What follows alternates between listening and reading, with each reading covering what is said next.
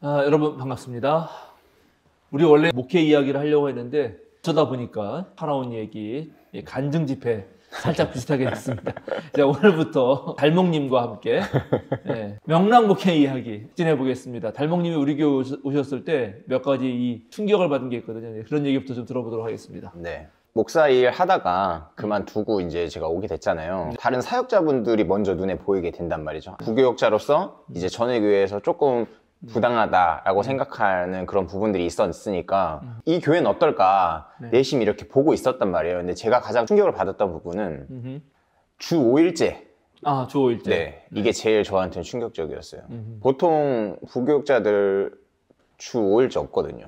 충격을 받았던 그 대화가 있어요. 저랑 이제 처음 목사님 만났을 때 우리 같이 공부하는 게 월요일이었잖아요. 사회적 협동조합 하는 어떤 강의가 있었는데 이게 월요일 저녁이었죠? 그렇죠. 네. 보통 사역자들이 월요일이 비니까 월요일날 그런 특강들을 많이 들으러 간단 말이에요. 근데 다음날 화요일날 출근을 해야 돼요. 그래서 보통은 그렇죠. 네, 그래서 저도 이제 여기 계신 부교역자분들도 같이 그때 공부하러 오셨었으니까 오늘도 담임 목사님이랑 같이 있고 내일도 사역하러 가려면 힘들겠다고 그랬더니 딱 말씀해 주셨잖아요. 저희 내일도 쉬어요. 난 그게 너무 충격적이었어요. 난 그게. 에? 그럼 이틀 쉬어요? 딱 이 생각이 바로 나왔거든요. 네. 그래서 이틀 쉰다고? 아니, 어떻게 그럴 수 있냐고. 전 진짜 그때 처음에 믿지 못하겠는 거예요. 그래서 사회에서 일하시는 분들 다 주 5일째인데, 우리도 주 5일째 하자. 맞다고 생각해요. 근데 실제로는 그 현장에서 그렇게 5일째 하는 거 거의 없을 거예요. 저는 가끔 그런 생각해요. 왜 그게 안 되나? 그러니까 세상은 노동자들의 어떠한 삶의 환경과 복지를 위해서 바뀌어가고 있는데 그게 왜 교회는 안 되지? 이런 생각을 해보는 거죠. 세상보다 앞서가지 못할 망정 따라가기라도 해야 되는 거 아닌가? 그건 그렇게 생각했습니다. 어쨌든 어떻게 보면 복지잖아요. 부교역자들에 대한 그런 부분이 너무 마음에 들었었고, 그 다음에 이제 두 번째로 충격이라는 거는 4대 보험. 제가 경험한 한국 교회도 그렇고 대부분의 교회들이 부교역자에 대한 노동에 대한 부분을 굉장히 낮게 사실 취급을 해요. 제가 전에 있던 교회에서 되게 감동적인 하나의 사건이 있었어요. 그게 뭐였냐면 공동의회 같은 걸 하는 거예요. 그래서 교인들이 다 모여가지고 같이 투표도 하고 이렇게 예산 이렇게 한 것들 보고하고 회계 보고하고 막 이렇게 해서 쭉 해서 통과합니까? 통과합니까? 이런 게 있었어요. 그래서 이제 뭐 의견을 내실 분이 있으니까 이제 담임 목사님이 얘기를 하는 거예요. 근데 그게 예배 끝나고 바로 실시가 되기 때문에 사람들이 다 배가 엄청 고픈 상태란 말이에요. 그래서 질문하는 학생이 되고 싶지 않은 것처럼 누구도 손들지 않아요. 근데 어떤 남자 집사님이 진짜 딱 용기 있게 손을 드시고 무슨 얘기를 하셨냐면 우리 전도사님들 월급 너무 적은 것 같다. 그러면서 하신 얘기가 최저시급 계속 올라가는데 우리 전도사님들 월급은 최저시급도 못 받지 않냐. 딱 이 얘기를 하신 거예요. 그래서 와, 그걸 딱 제가 듣는데 진짜 너무 그런 얘기를 한 번도 들은 적이 없어서 부교역장의 입장을 대변해서 그런 얘기를 해줄 수 있다는 것이 저는 되게 감동적이었어요. 그래서 그런 부분에 있어서 근데 그게 고쳐지지는 않거든요, 사실. 그게 제가 경험한 환경들인데 여기서는 이제 그런 보험들도 있고 이런 그런 부분들이 저는 되게 두 번째 충격이었던 거죠. 그 얘기에 대해서는 좀 얘기해 볼 필요가 있어요. 예를 들어서 그때 그 교회에서 그분이 그럼 얘기해가지고 다시 논의가 돼서 뭔가 다시 한번 논의를 해보자 뭐 이런 분위기가 됐었나요? 아니면 어떻게 됐나요? 했어요. 그 얘기를 일단은 공론화 시켰기 때문에 당회에서 얘기하겠다고 하셔가지고 그분 때문에 아마 도섭이 이런 식으로 올라갔었어요. 그분 덕분에. 그게 효과가 있었어요. 그런데 그렇다고 해도 그게 최저시급 이상의 그런 걸 주지는 못한다는 거죠. 그리고 그 이후로 그렇다고 고용보험이 저희가 체결되느냐 그건 아니었다라는 거죠. 이제 우리 교회가 하고 있는 여러 가지 의미 있는 목회의 어떤 방향 내지는 제도들이 있어요. 일단 4대 보험만 가지고도 얘기를 해보자면 교회는 일단 기업은 아니잖아요. 물론 이제 그 기업의 정의를 우리가 옛날에 뭐 이윤을 목적으로 하는 뭐 이렇게 배우는 건 난 동의하진 않지만 그래도 기업은 기본적으로 돈을 버는 곳인데 교회는 이제 그런 곳은 아니잖아요. 기업처럼 일종의 이윤을 너 내야 되고 너 그렇게 일해야 되고 그래서 그거에 따라 돈을 벌면 얼마를 줘야겠다. 이렇게 되긴 사실 쉽지 않아요. 왜냐하면 정말 교회는 교인들이 내는 자발적 헌금으로 교회 전체가 운영되기 때문에 한계가 있어요. 막 계획을 세워서 예산을 내년에는 요 정도 해가지고 몇 명 교인 이렇게 막 갈궈서 더 헌금을 많이 걷어야지 뭐 이런 거 못 하잖아요. 교회가. 못 하죠.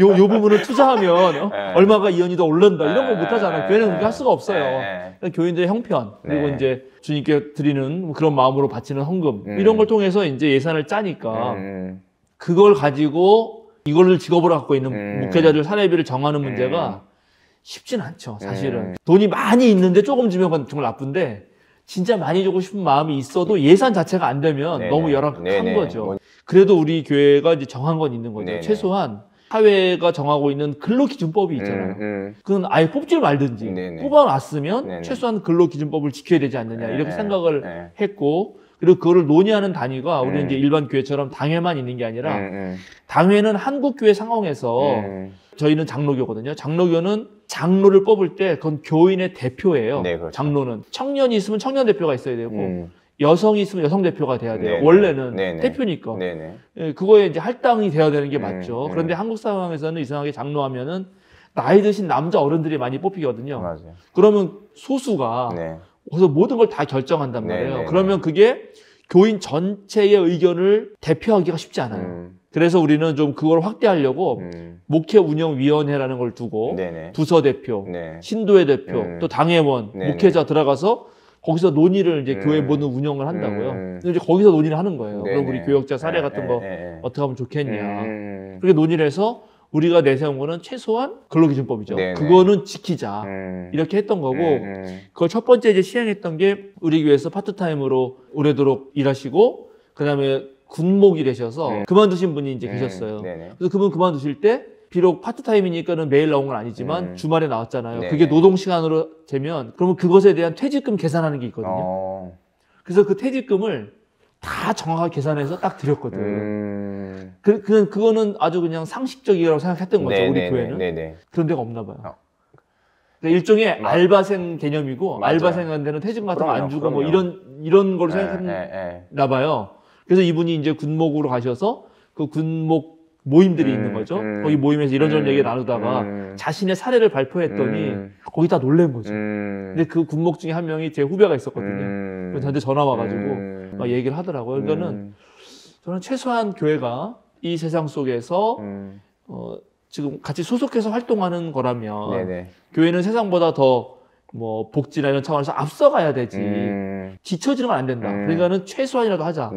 그러면 잘 더 하고 싶지만 우리 교회가 큰 교회도 아니고 그 한계가 있어서 할 수 있는 것만 최대한 하는 거예요. 그래서 4대 보험 하죠. 4대 보험 하면은 좋은 점이 많아요. 근데 저는 4대 보험이 안 되거든요. 저는 이게 왜요? 왜냐하면 이게 저는 사업주가 돼요. 사업주. 그래서 저는 이제 국민연금하고 의료보험은 되는데 고용보험은 안 돼. 그러니까 내가 고용주가 되는 거예요. 그러니까 나 월급 사장인데 말하자면 이제 교회에서 주는 월급을 받지만 내가 사장이라서 고용주가 되고 우리 교회 이제 부교역자들은 이분에게는 산재, 고용보험, 그 4대가 다 되는 거죠. 그렇게 하고 이제 또 교회는 그동안에 이제 그런 걸 잘 안 해왔어가지고 교단 내에 목사들하고 전임 사역자의 경우는 연금을 들 수가 있어요. 그래서 우리가 이제 돈이 많으면은 전임 사역자에게 다 해주면 좋은데 그렇게는 못하고 목사가 되면 또 연금을 들라고 하시고 연금에 대한 교회 부담금 그것도 교회가 제공하고 또 우리 이제 교단은 잘하는 것 중에 하나가 이제 보통 교역자가 교회에서 월급을 받으면 그 교역자도 11조 낼 거 아닙니까? 그 11조의 반을 총회로 헌납을 해야 돼. 헌납을 안 하면은 노예에 가서 발언권도 없고 총대로도 못 가고 그래요. 헌납을 하면 어떻게 쓰느냐? 그걸 총회부가 다 모아서 전국에 기본적인 생활비조차 받지 못하는 교역자들에게 지급을 해줘요. 진짜 제대로 된 복지네요. 이게 생활보장제라는 시스템이에요. 그러니까 최소한 교역자가 전국에 우리 뭐 1,500명 넘는 교회가 있는데 거기 교역자들이 최소한의 생계를 살아가는데 같은 교역자로서 돕는 거죠. 그래서 이제 교회가 부담해야 될 게 보면 이제 우리 교회는 4대 보험 부담해야죠. 목회자 연금 부담해야지 생활보장제 연금 부담해야 되는 거예요. 그렇게 따지면은 의외로 부담할 게 많지만 과감하게 하는 거죠. 멋져요. 우리 교인들이 잘하는 거예요. 그렇죠. 저도 이제 그 부분이 더 멋지다 생각하는 게 그게 목사님만의 결정이 아니라 성도님들의 그런 의식 수준도 우리가 세상의 상식적인 부분까지는 우리가 하자. 그런 게 전 너무 좋았던 것 같아요. 네. 상식을 따라서 하자라고 하다가 보니까 우리도 이제 부족한 것들이 있잖아요. 네네. 그래서 이제 그 달몽님 오셨을 때 그때 충격받은 거 말고 잠시만요. 네. 저 이거 왠지 그거 알 것 같아가지고 내가 말할게요. 이게 세 번째거든요. 네. 내가 여기 와서 충격받은 세 번째. 그게 지금 말씀하시려는 거랑 맞을 수도 있어요. 한번 해보세요. 네. 목회자 후원 영상 찍은 거가 저는 아니에요. 그거는 그 딴 거예요? 그건 네 번째 얘기하시고 네 번째 얘기해야 돼요? 또 하나 한 게 있거든요. 또 하나 있어요? 이건 제가 말한 것도 아니고 네. 아까 말한 그 목회 운영위원회에서 네. 얘기를 한 거예요. 뭐예요? 그건 약간 좋은 거인 것 같기도 하고 안 좋은 것 같기도 한데 잘 모르겠는데 이게 보니까 또 법정 휴가가 있더라고. 설마 연차도 챙겨줘요? 네, 그걸 정했어. 그래가지고 몇 년 근무하면 며칠 이상 잠깐만요. 그런 거 있죠. 잠깐만, 주 5일째잖아요. 네.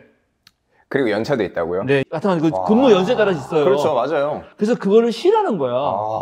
근데 이제 이게 제가 저 같은 쉴 수가 없잖아요. 그러니까 안 쉴 수 있잖아. 네. 안 쉬면 그 안 쉬는 것에 대해서 네. 돈으로 줘야 된다 그러더라고. 맞아요. 근데 그거를 저는 몰랐어요. 저는 사회생활, 이렇게 직장 생활 해본 적이 없으니까. 교인이 얘기한 거예요. 그래서 그거 통과시켰어. 대박이다. 목회운영위원회 통과시키고, 그런데 이제 돈으로 줘야 되는데 돈이 별로 없잖아요. 목회가 작으니까. 그러니까 저한테 대정부장님이 오셔서, 목사님 꼭 열흘은 쉬셔야 된다.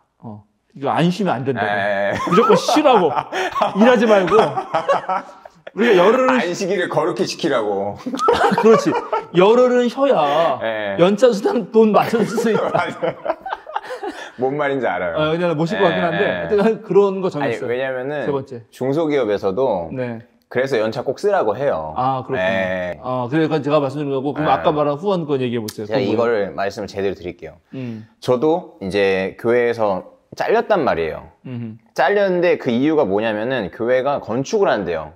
그러니까 코로나였죠. 코로나 때문에 예배도 대면 예배 잘 못 드리고 이러니까 교회가 재건축을 한다. 근데 재건축을 하면 재건축에 들어가는 비용 때문에 그때 저랑 다른 목사님도 계셨거든요. 두 분의 전임 사역비를 우리가 지원할 수가 없다.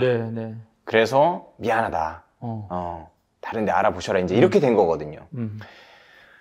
그게 이제 저의 사연이란 말이죠. 그런데 이제 이 생명사랑교회에서는 담임 목사님이 유튜브 영상으로 우리 부교역자들 전임 사역자로 모시고 싶다. 근데 우리가 재정이 좀 부족하다.